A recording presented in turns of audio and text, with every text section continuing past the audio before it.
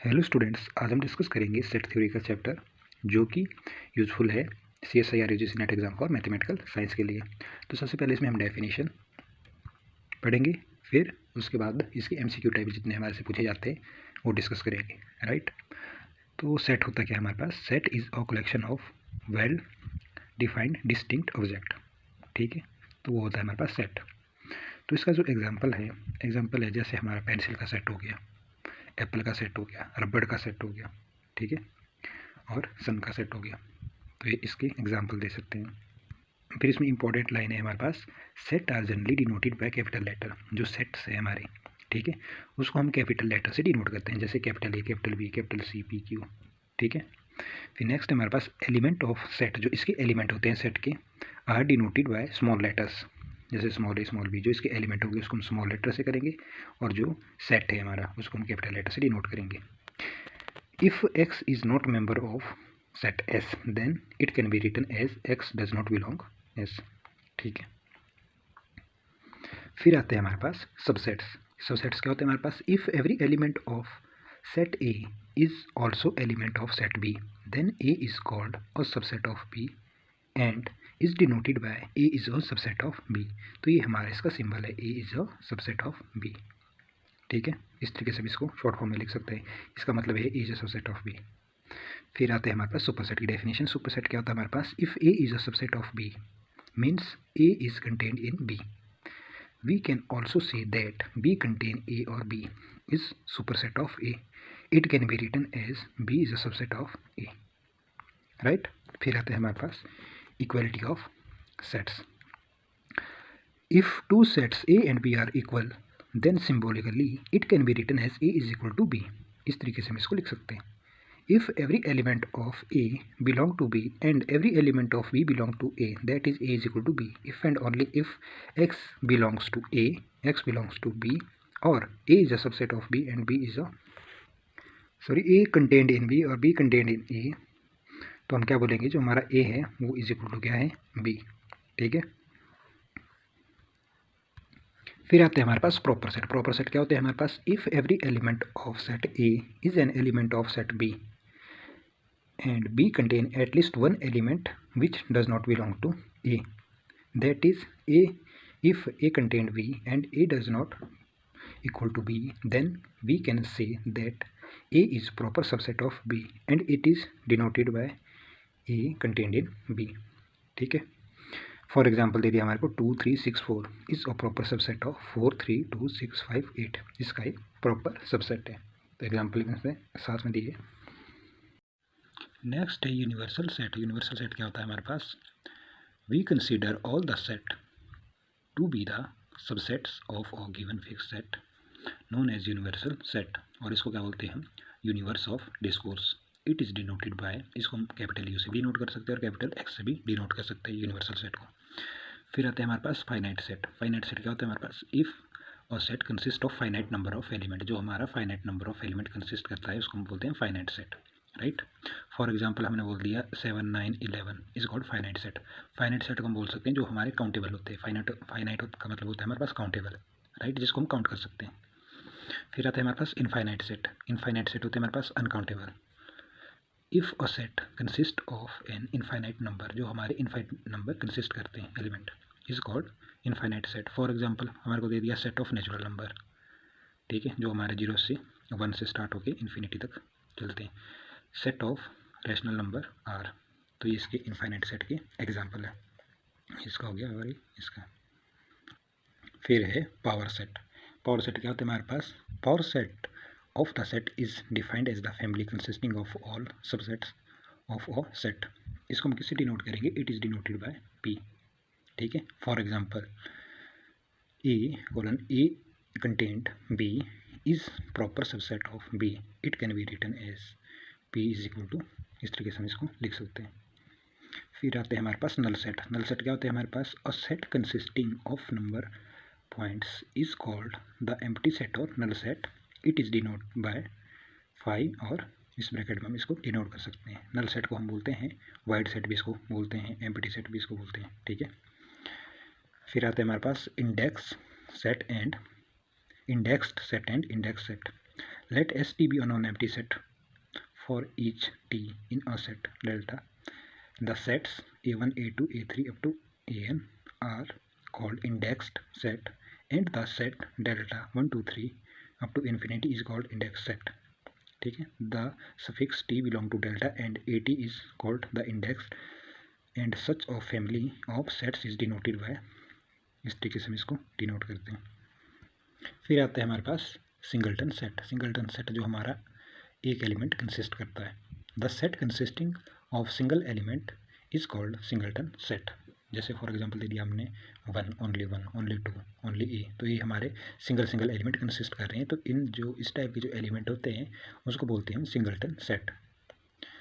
तो ये हमारे ये सिंगलटन सेट। फिर आते हैं pair wise disjoint set of family AN of set is set to be pairwise disjoint if AT intersection AS is equal to 5।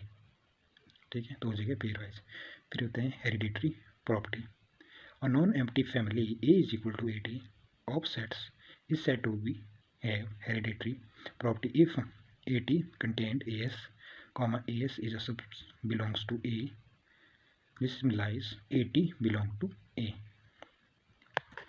फिर नेक्स्ट हमारे पास जो सेट ऑपरेशन है इम्पोर्टेंट जो है वो है यूनियन, कि हमारा यूनियन होता क्या है।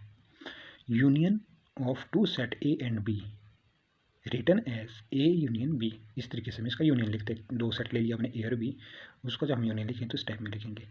It means the set of point which belongs to one of the set A and B, that is which belongs to A और टू B और टू बोथ।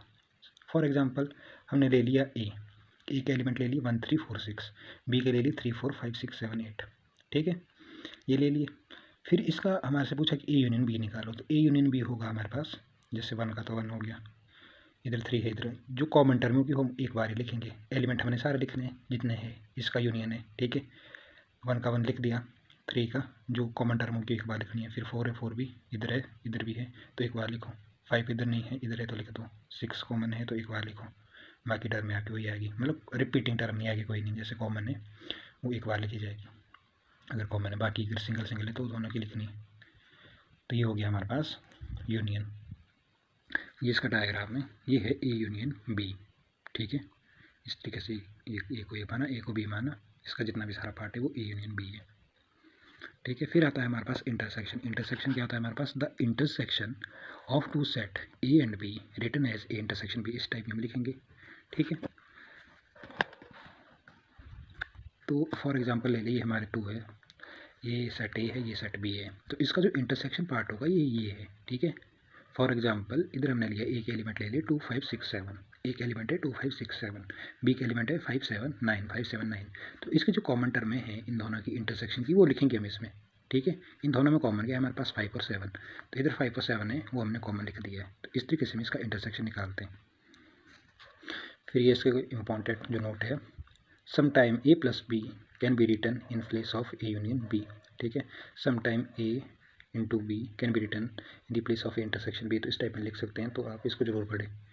ठीक है, फिर आते हैं हमारे पास complement of set. Complement of set होते क्या है हमारे पास, the complement of set A is denoted by A complement, इस तरीके से लिख सकते हैं और इस तरीके से भी। That is the set of all point of in the universal set you. Universal set को हम किससे डिनोट करते हैं, यू से।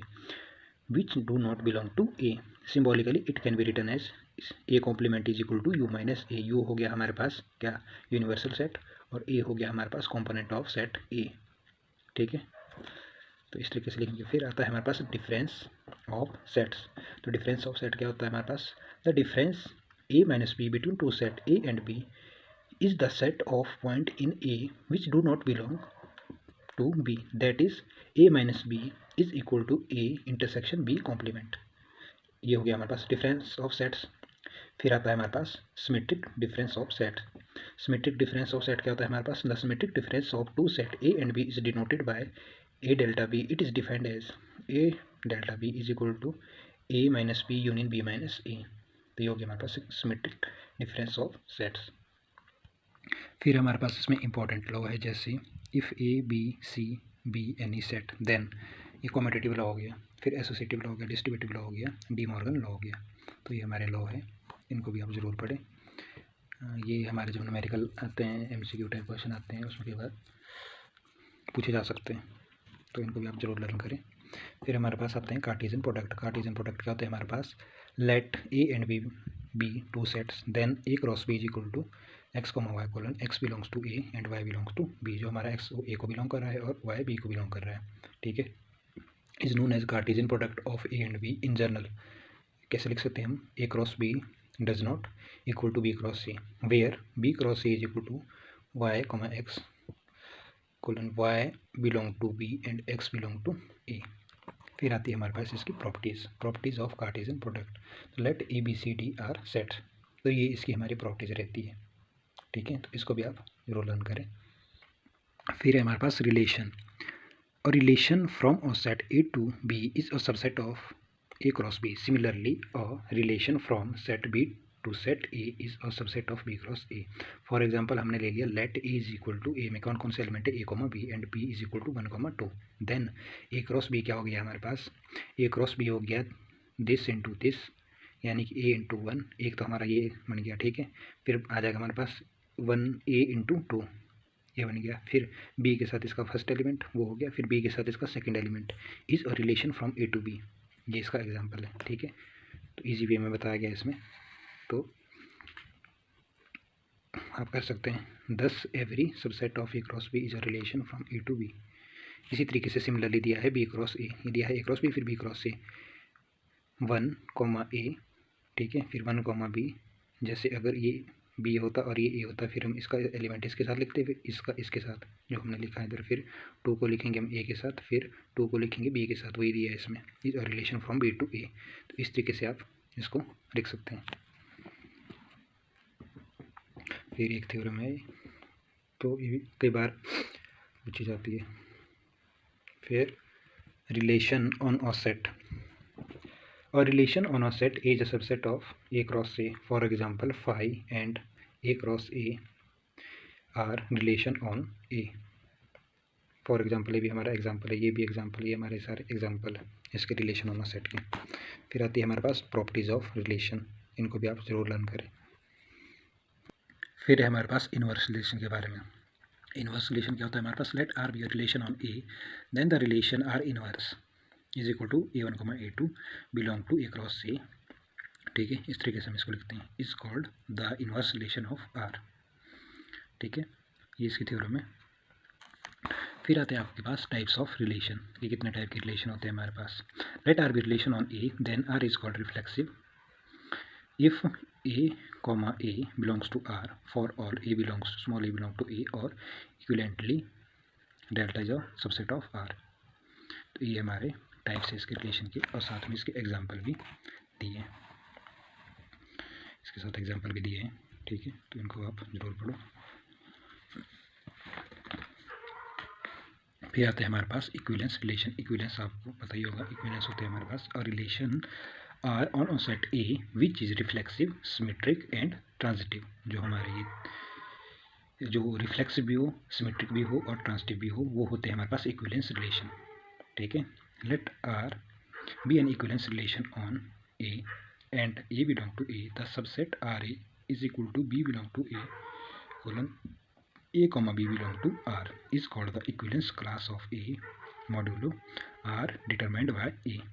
तो सिंपल सा हमारा इक्विवेलेंस रिलेशन होता है क्या, हमारा इक्विवेलेंस होता है जो हमारा रिफ्लेक्सिव भी हो, सिमेट्रिक भी हो, ट्रांजिटिव भी हो, वो हमारा इक्विवेलेंस रिलेशन होता है, ये थ्योरम है। फिर आते हैं हमारे पास partition of set. Let A be a set और subset P of power set A is called partition of A if union of member of P is A।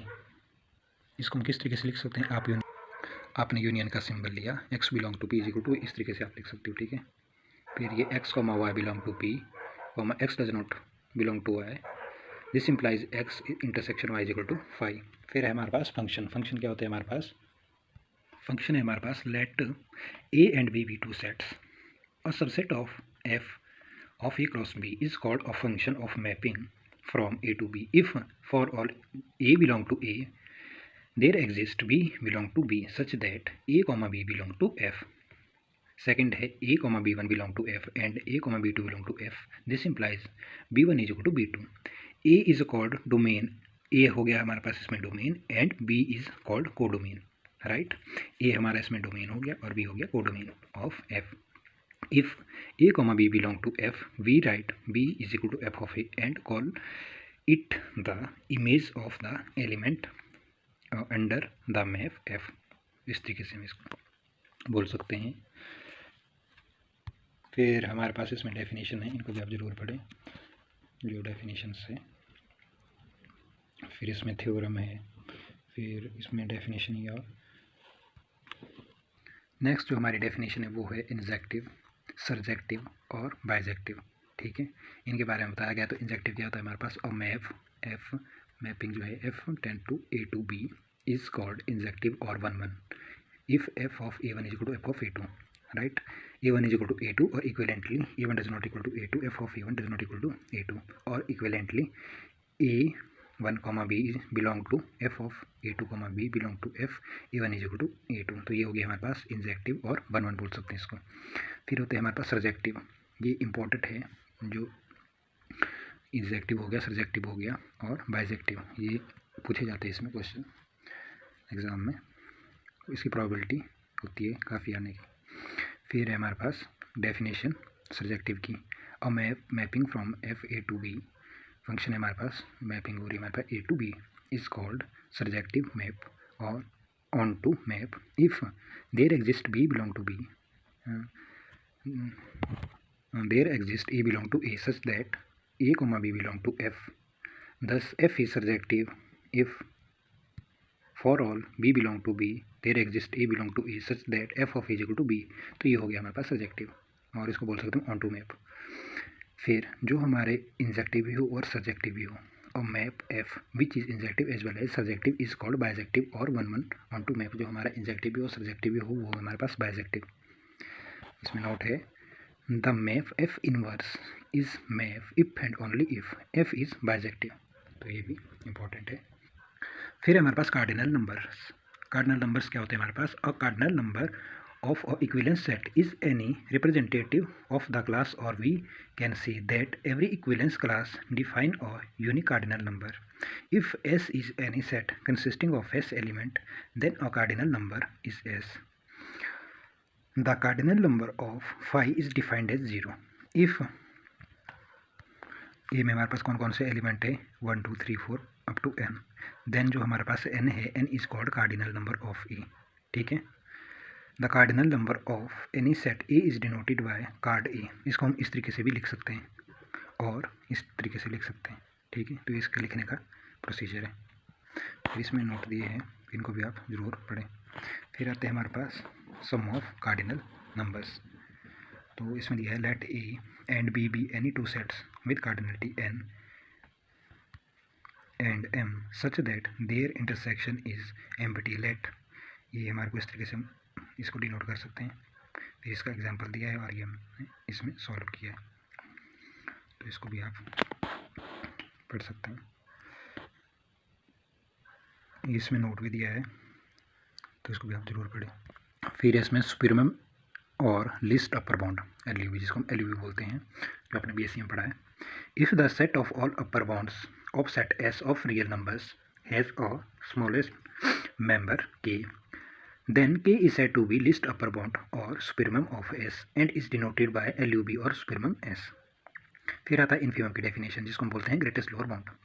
If the set of all lower bounds of set S of real numbers has a greatest member K, then K is said to be infimum or greater lower bound of S and is denoted by infimum S और GLB, ठीक है। फिर आती है हमारी इसमें important theorem of supremum and infimum, जो आपसे पॉसिबिलिटी है कि पूछी जा सकती है, तो इनको आप जरूर पढ़ें। फिर है हमारे पास बॉन्डेड सेट। तो सिंपल से अगर बात करें, हमारे पास बॉन्डेड सेट वो होते हैं जो हमारे बॉन्डेड एबव भी होते हैं और बॉन्डेड बिलो भी होते हैं। तो ये इसमें बताया गया है, तो सिंपल सी डेफिनेशन है इसकी, ठीक है। फॉर एग्जांपल भी दिया है इसमें, और दूसरा एग्जांपल ये भी दिया है कि the set of natural number is bonded below but not bonded above. जो नेचुरल नंबर होते हैं हमारे पास, सेट ऑफ नेचुरल नंबर, वो हमारे बॉन्डेड बिलो होते हैं, बॉन्डेड अबव नहीं होते हैं, ठीक है। फिर आता है हमारे पास एडहेरेंट पॉइंट। जितने भी इसके बाद जितने जो कंसेप्ट है, एडहेरेंट पॉइंट हो गया, लिमिट पॉइंट हो गया, डिराइव्ड सेट हो गया, ये हमारे टोपोलॉजी की बुक में इसकी डेफिनेशन है जो आपने एमएससी में पढ़ा है। तो डिस्कस करते हैं एडेरेंट पॉइंट होते क्या है हमारे पास। A point P belong to R is said to be adherent point of set A contained R if every NBD of P contained a point of A. The set of all adherent point of A is called the adherence or closure of A and it is denoted by ADHA, adherent बोल इसको बोल सकते हैं हम adherent of A. Adherent point is also called closure point. ठीक है। फिर limit point, ये भी टोपोलॉजी की बुक में है। लिमिट पॉइंट क्या होते हैं हमारे पास। A point P belong to R is said to be limit point of the set A contained R if every NBD of P contains at least one point of A other than P, और we can say that a point P belong to R is a limit point of A contained R if and only if for every NBD of N of P we have, इस type में दिया है। ठीक है। फिर another है हमारे पास a point P belong to R is called limit point of set A is a subset of R. A contained R if for each epsilon greater than 0 the open interval P minus epsilon comma P plus epsilon contained a point of A other than P. फिर derived set, ये हमारे topology की book में है। तो derived set होते क्या है हमारे पास। The set of all limit point of set A contained R is said to be derived set and it denoted by D of A, और इस तरीके से हम इसको डिनोट करेंगे। देयरफॉर जो डिराइव सेट हो गया हमारे पास ए, उसको हम इस तरीके से लिख सकते हैं। ठीक है। फिर आगे हमारे पास आइसोलेटेड पॉइंट। और point P belong to R is called isolated point of A if it is not the limit point of A, that is there exist NBD of P which contain no point of A other than P। तो जितनी भी definition है हमारी topology की book में आपने जरूर पढ़ी होगी। ठीक है। तो इससे भी क्वेश्चन पूछे जाते हैं। फिर आते हैं हमारे पास क्लोज सेट। तो क्लोज सेट क्या होता है हमारे पास। क्लोज सेट होते हैं हमारे पास a set A is said to be close set if it contain all its limit point, right. A set A is said to be closed if its complement is open, इस तरीके से आप बोल सकते हैं। फॉर एग्जांपल भी आपको दिया है साथ में, the null set phi is closed, the set of Q is not a close set. फिर finite set is always closed, right. इसका एग्जांपल भी दिया है। फिर आते हैं हमारे पास closure of set. Closure of set क्या होता है। The smallest closed set containing A is called the closure of A and is denoted by A, इसको बोल सकते हैं हम ए क्लोजर, ए के ऊपर बार लगाया, इसको बोलते हैं हम ए क्लोजर, इस तरीके से डिनोट करते हैं। फिर हमारे पास डेंस सेट होते हैं। डेंस सेट क्या होता है हमारे पास। A set A is said to be dense और everywhere dense in R if A closure is equal to R। ठीक है।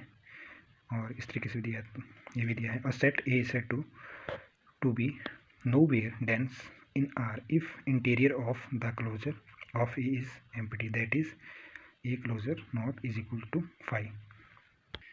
तो फिर इसमें इंपॉर्टेंट थ्योरम है, इनको भी आप पढ़ सकते हैं। जैसे interior of set is open set, छोटी छोटी थ्योरम्स है, विदाउट प्रूफ है। फिर हमारी डेफिनेशन है जो कंडेंसेशन पॉइंट क्या होता है हमारे पास। If every NBD of point contain an infinite number of point A then the point is called the condensation point of A, thus a finite set has no condensation point. ठीक है। फिर आते हैं हमारे पास interior point, close set, open set, ये सारे आपको टोपोलॉजी की बुक में। ठीक है। तो the point x belong to A is called an interior point of A if there exist of NBD containing x and contained in A, evidently x must belong to A. फिर close set आते हैं हमारे पास। Close set क्या होते हैं। If every limit point of set A contained in the set itself then such that the set is called close set. Thus a close set has a derived set as its subset. तो derived set को हम किस तरीके से denote करते हैं। D A is a subset of A is a close set. फिर आता है हमारे पास ओपन सेट। ओपन सेट क्या होता है हमारे पास। If every point of set A is an interior point of A then A is always called an open set. Open interval is always an open set. ये भी important line है इसमें। फिर हमारे पास नोट है, इनको जरूर लर्न करें। तो ये था हमारा सेट थ्योरी का चैप्टर जिसमें हमने डिस्कस की। तो नेक्स्ट वीडियो हम डिस्कस करेंगे इस चैप्टर के, जो सेट थ्योरी का चैप्टर है इसके MCQ डिस्कस करेंगे। ओके।